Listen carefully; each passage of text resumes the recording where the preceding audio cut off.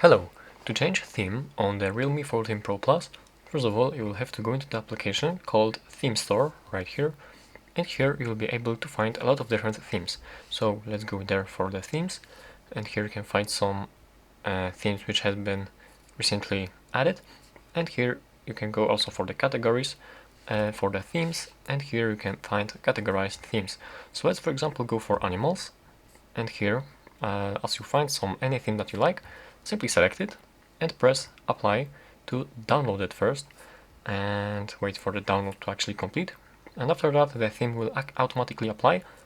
But as you go back right here to this application, here you can change the applicability for the theme, and you can set it up to apply on the lock screen, icons, or whole screen and wallpaper.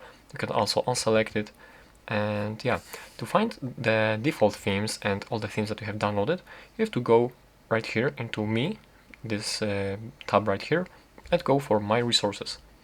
And right here you can find all of the themes which you have downloaded and also the default one.